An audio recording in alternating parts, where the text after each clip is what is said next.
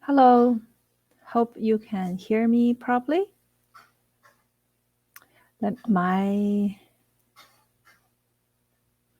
morning, everyone.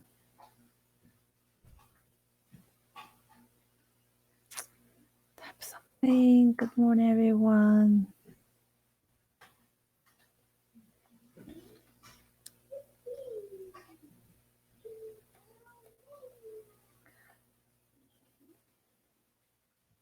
Hello, everyone. So in this half hour, I will be the presenter to talk about bidding on federal government proposals. That's usually a topic I could possibly talk for 2 hours long. So today I have my precious half hour. I probably will focus on some main items, and I can open the floor in the last 5 minutes something, or I see previous one, the session can go over, but for me, I'm not sure that can be the case. But anyway, I will try to squeeze in the time for questions, and we will be able to discuss about it and to know whether that's something you kind of to demystify the procurement process. I want to demystify it for you. So first of all, I'm supply specialist for the Office of Small Medium Enterprises. So I just I actually let me see. Can you actually hear me? I'm a little bit puzzled. Just not sure whether it's run properly. I hope so. Oh, great. Thank you. Thank you. Excellent. So as a federal government tender, it usually, I could share some slides, but right now let me just talk about it. Federal government tender tend to be a little bit long, and because we have all the trade agreements and there's a lot of things we have to be accountable for, and federal government laws and Treasury Board secretaries policy suits we have to follow. So it will be like that. Okay, let me just quickly share the window I opened up earlier. Yeah, so it will be long, but I'm not intend to go through all of them. So let me just quickly flip through the pages I really want to share with you today for the half hour. So selling to us, yeah, we have all the trade agreements. So over the dollar threshold, that means for us, we will have to post them on buy and sell. The website right here, buyandsell.gc.ca. We have to post them there for minimum 15 days. Sometimes we post them for like 40 days, just allow company to be able to compete. So for that reason, it will be a little bit more terms conditions just to follow those rules required by trade agreement. And on the other hand, it just to protect government interests. Each year as a procurement team, we actually got into a lot of lawsuits, sometimes paid millions of dollars for some dispute. So we are in a position, it's taxpayers' money, your money, my money. So we try to put in a little more terms conditions to protect our interests. So it made the government tender looks long in general, but don't worry about it. If you do the government tender once or twice, you will feel like, oh, that's not that hard. A lot of things are very similar. They're from template, they're standardized. So especially for industry, that hardly ever change that often, really. So when you get over the learning curve, it will be a lot easier for you. Come to federal government tender, a few terminology you might want to know, because of time frame, because of complexity, we try to make it easier. That's why we have those terminologies. Invitation to tender is something we buy so often, so frequently. It's just the volume is there. For example, the wall clock, the pull-up stands, things like that. So in such a case, we do invitation for tender. It's usually short and sweet, a lot of yes or no, some forms to fill it up. So that's very, very welcoming. Request for proposal, that's a typical one you see from federal government. That's for us to buy something more complex, and we use them so heavily. However, because of complexity, we don't buy them often. So we have to go through the request for proposal process. For this procurement process, it is easily takes us 4-5 months. So from the very beginning, the department people have interest, they want to buy something, they talk to us, the procurement people, we help them to set up the scope of the procurement. And then from over there, we help them draft out the RFP, and we post on buy and sell website for people to recompete. And we leave it there for, like, say, 5 weeks. Throughout the time, we answer all the questions supplier is asking. When we close, and we will start to look at each proposal, and we have the panel. Usually I have a panel of 3 from the client department. They will be the one to do the technical evaluation. As for myself, from the point of view of the procurement officer in charge of the file, I will be the one just do the financial evaluation. After done, I will usually ask a colleague to help me to review it, make sure second set of eye to make sure scrutinize it, to make sure everyone agree on the decision. So in the end, we'll combine the decision from the technical side with the financial side. So that's the time we will come to, okay, based on the evaluation method we followed, this is the result. Let's see how we're going to select winning bids. So at that point of view, we will do the selection. So the whole process, it takes, for like easily 4 or 5 months. Let's look at this bottom 2, request for standing offer, request for supply arrangement. These 2, the reason for us to have them is just as a regular operation, it's very difficult for us to get. It's not realistic for us to get everything we need in 4 months down the road. It won't work. So we need a quick response from the industry, from the vendor. How can we do it? This is the method. We use this is 2-phase process. Request for standing offer, request supply arrangement. They're mainly the same. It just we set up a pre-qualified full pool of suppliers. Those people are the ones they pass through that 4 or 5 months evaluation process. We create this exclusive pool to supply to us in the next 2-3 years. So when the needs arise, when department got their SOWs ready, scope of work ready, they will just only go to the pool. They no longer ask for the industry in general anymore. They only go to this pool to see who can do the work.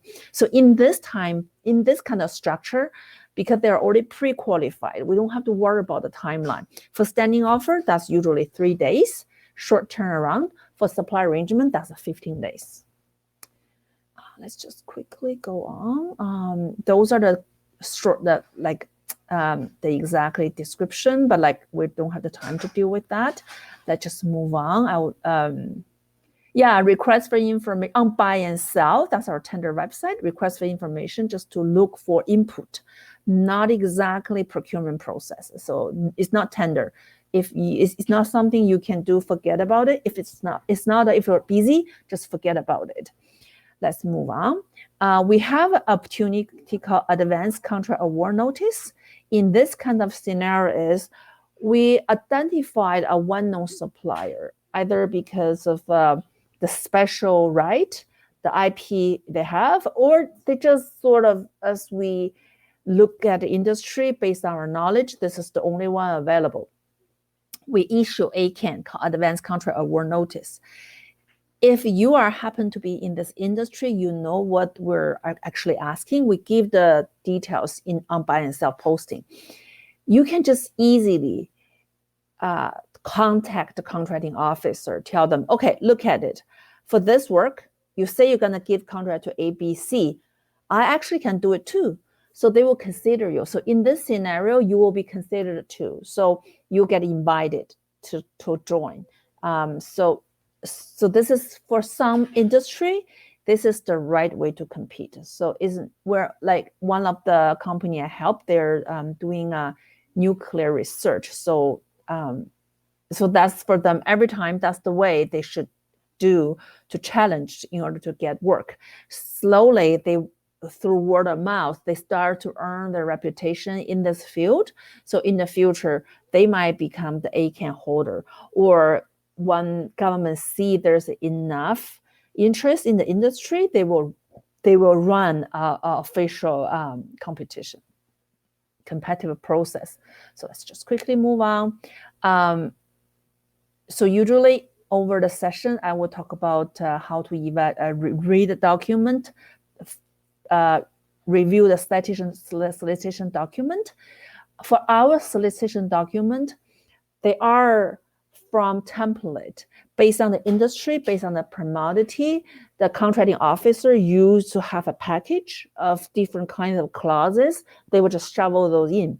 So for each commodity, they are very common throughout RFP to RFP in this field. They're very similar to one to another. So this is for you to know is something if you see it's there and you're familiar with it, next time for those parts you can just skip through and you don't have to worry about it. And there are also a lot of terms and conditions. We actually all put in the clause, the number there. Those are from our standard acquisition manual. So because they're very common repetitively throughout those terms conditions, we don't even bother to throw into the real document. We just give you a clause number, and then you can go to buy and sell, search for that to see the detail. But that's actually, on the other hand, it means that's very general, very generic, not something specific. So you shouldn't have to spend a lot of time on those, such as like foreign exchange rates, things like that. It will just say, there's a legal term, say, like in such a situation, we're not cover any fluctuation because the difference, because the exchange rate, blah, blah, blah. So yeah, so we normally that's the case when we buy things in Canada. So we just list it there. So for foreign company, they will have to deal with the exchange rate issue on their own. So things like that. Bidder instruction, we give you, come to federal government tenders, we give you very specific instruction. A lot of times we really just want you to be very organized, just follow the step 1, 2, 3, just do it such a way. It's not like a rocky science. We're not try to make it hard. It just as long as you are a very organized person, spend a little bit of time. I would like to share a tip. Usually when I would like to advise when you start to look at this tender document, use highlighter, yellow highlighter, highlight anything you think you actually need to do, or later on in your proposal, you will have to address. So in such a way, you won't miss anything. You just highlight them. When you are done, you tick them. You use pencil to tick them off. Then that means you cover everything. For us, as a bidder, we have a clear instruction what you need to put it in and what step you need to do, such as here, site visit, bidder conference, applicable laws. Those are each one. They will tell you, okay, site visit is mandatory. Okay, go. You have to go. If everything in the RFP we say those are mandatory, there's no exception. This is another tip I want to say at this moment. Well, if you're new to government opportunities, you go to buy and sell, do your keyword search. You might actually find like 10 opportunities there. That's a 10 RFP to read. They can be long. I don't believe that's what you need to do, word by word, read all of them. It's not realistic and a waste of time. What I want to say here, the tip is, do a quick keyword search. Those are like PDF documents. Do a quick keyword search. search for must do, should mandatory requirements, must do. Search for this two wording. Through those search, you will find out our criteria. That's something you will have to be able to do. Not any of those, you couldn't do it. This is not right opportunity for you right there. You can just forget about it and then move on to look at the others. So I would love to say within half hour, you should have a very good choose between selections based on this 10. You might end up with a 3. You really, really think you meet a majority of the requirements, and looks like overall you should spend more time to read into them. So that's what I want to say. So for us, as me, when I get those evaluation sheets ready, is all listed for the mandatory requirement on the very top. As me do evaluation, I will just check off anything on that, make sure it's all answered yes, then I will follow through to the point rated side. If I get anywhere I get a no, I will stop and compare with my peers. If they all say no, this proposal is put aside, where we won't spend time on it anymore. So it's black and white. So on instruction, now we used to ask a lot of copies. Right now, first of all, we were doing federal government modernization process. We try to modernize our procurement process. We right now build this e-procurement website. So in the future, everything submit electronically, no paper requires, no paper. So you submit this one, next time you can use the same template, fine tune, change here and there, submit again for another RFP. So it's all hosted on one website. Everything are free on the website. It's still in the process to develop. We might have some beta version later this year. Some tender will be posted there for do a trial kind of pilot process, and not generally accessible for everyone. But next year, that's the goal. We want to make it becomes a main website across Canada to use. At this moment, because of COVID, everything submitted electronically through e-post. On Canada Post, you just set up an account. So when you get your proposal ready, you just submit it through e-post. It will be safely sent to our designated email box. It will get received. That's all. Evaluation procedure, all those information is actually in the RFP. So people wonder, okay, I never know how you guys do this, and how could I possibly find out? And are you just after the fact and want to favor someone and just to decide to do a certain thing? I will tell you no, because in our RFP, all those information are pre-decided and posted for you to use as a reference when you prepare the proposal. Because when you look at our evaluation process, if a certain session values 13 points, however, the other session just worth of 3 points, you will know you will spend more time at the area that worth more points. But the other one, only 3 points, you will still need to address it because you want to provide a full solution. Then you, on the other hand, you obviously don't have to write paragraph after paragraph because only 3 points. You can tell the efforts required there. Like we have a certification session. In this session, we want all the documents to put it in. Anything about like your such a thing like a public servant related, a conflict interest, integrated integrity regime. Integrity provision, this one is just the government just newly implemented.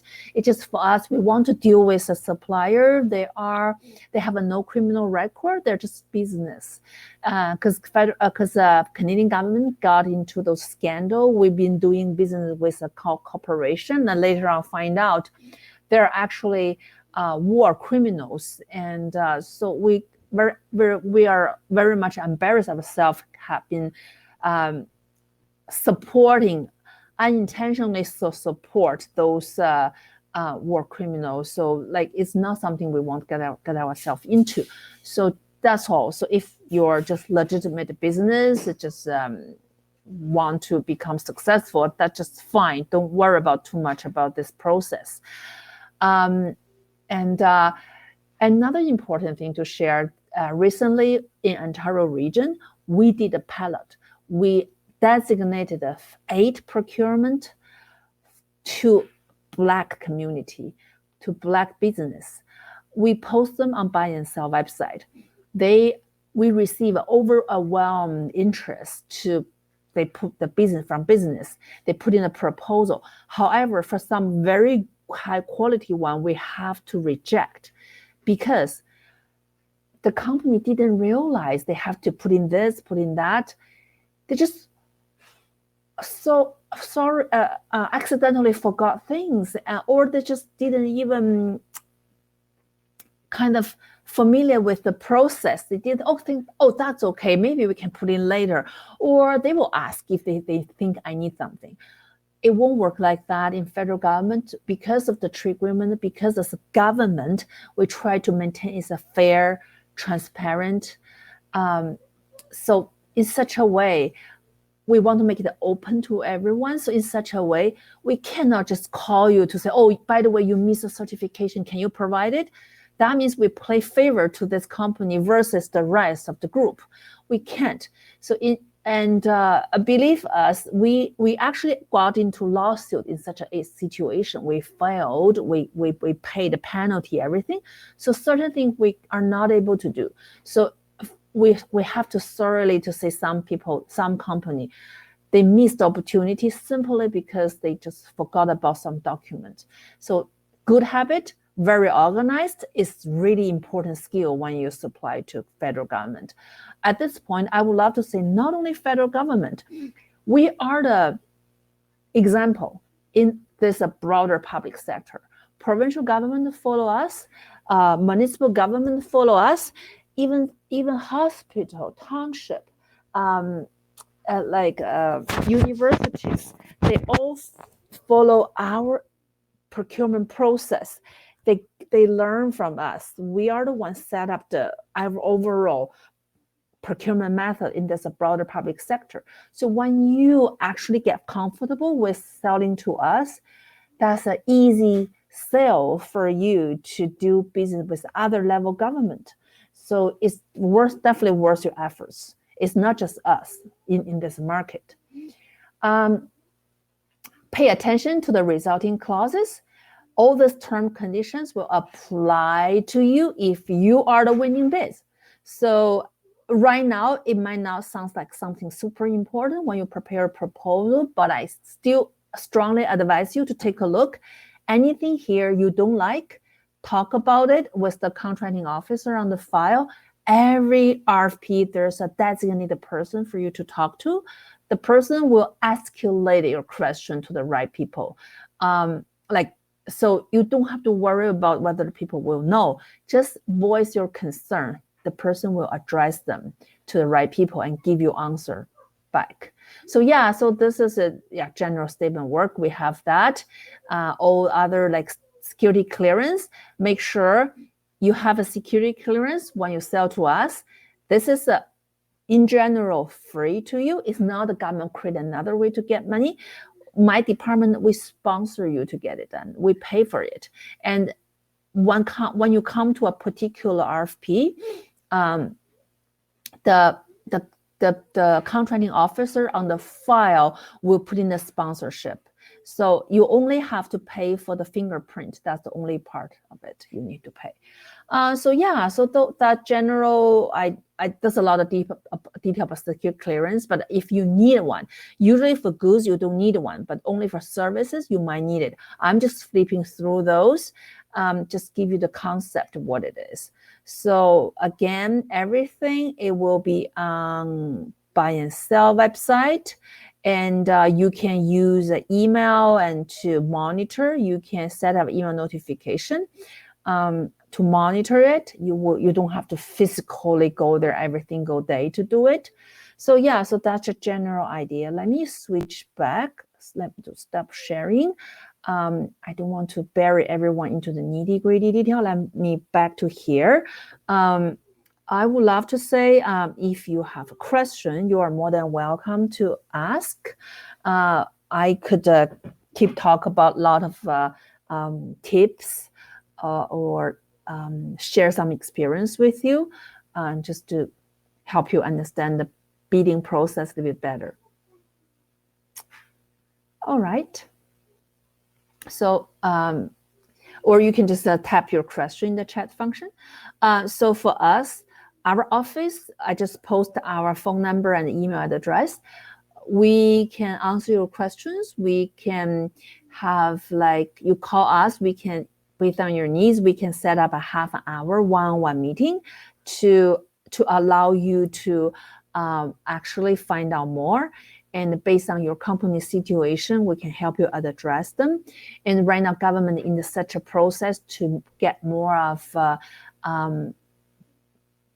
procurement for set aside for underutilized, underrepresented companies, such as like indigenous, women companies, and like ethnic group, and LGBT. So those are the area, youth. So those are the areas we will put in a significant effort, just like we did for Black community, the pilot 8 projects. We probably will do more.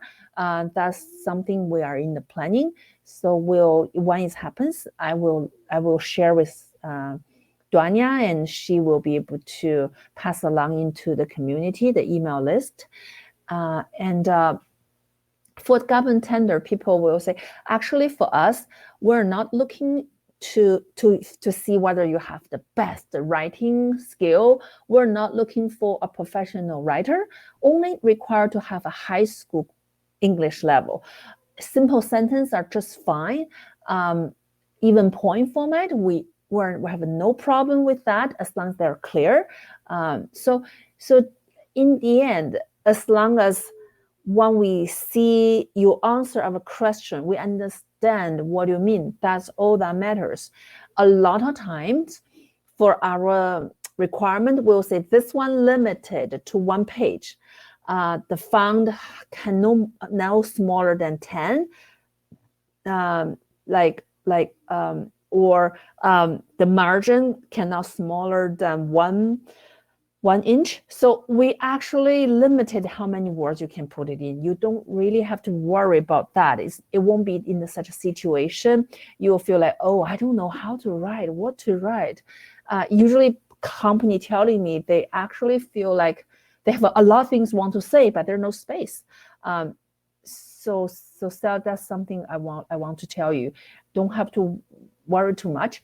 And also another good thing to know is when you prepare proposal, eventually submit it for the tender, well, there's a chance you might not necessarily can get it, right? Of course, I wish everyone good success, but there is a chance maybe you failed first time when you do it. Ask for a debriefing. When you receive the result, you actually can require debriefing. So one of us, procurement officer, and also with other members, if it requires, we can meet with you in person, through email, through phone call. At that time, in person, some people even bring their lawyer over to help to read through those. That's fine. So that's a great opportunity for you to learn. Because in the end, you might say, I changed my mind. I don't want to sell to you anymore. That's just fine. However, for you putting such an effort, you deserve to get a good feedback. If ever the mistake there you made is actually something you can change, next time you can avoid, that's all the benefit of it. So next time when you sell to another industry or sell to a provincial government or hospital, you won't make same mistake again. And also within federal government, there's another very good feature we have is we are being very much protect small business, your business interests. we have a mechanism to help you to correct mistakes. So if you enter into a situation, you'll find it's just not fair, or you think you are not treated fairly, there's a situation you think there's some interesting going on. There are a few channels we can direct you to. It is not like everything you have to go to a lawyer. That's just in Canada, it's fairly expensive. That's not what we want to address to you. For example, I would love to ask you to go talk to OPPO. They are like Office of Procurement Ombudsman. They are the people. They listen to you. They help. They have an unbiased judgment on your case to tell you whether that's something you would like to explore, or that's something not worth it, or it's just a misunderstanding. Usually department, if you have your case, OPPO get intervened, department usually will back off if they really did something wrong. In the end, OPPO will be able to compensate you for the loss. So they will pay for, I think, up to 20% of the contract value for the reason is for the wrongdoing, things like that. And is overall, OPPO is my department, is part of my department. It's not you have to pay for them to look into your situation. So selling to government, we're a good buyer. We always pay our bill.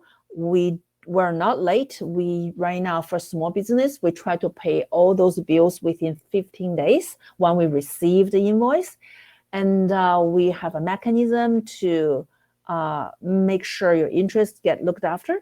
Yeah, so all these features to be there to help you.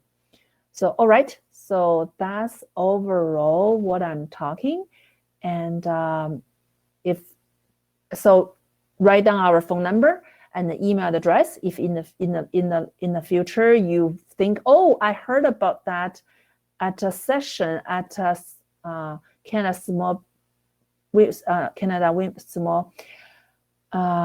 Canadian Women's Small Business Seminar, we learned that. I would love to follow up. I would like to learn more. Contact us so we can address the question individually. All right. Thanks for everyone. I think my colleague's session will start soon. So let me just finish off here. No problem. Thank you for dropping by. So that's what I'm thinking. So obviously, contact us down the road. We definitely will your question one after another. Just make sure your interests get looked after. Because in the end, we're all taxpayers, myself and you too. Okay, take care.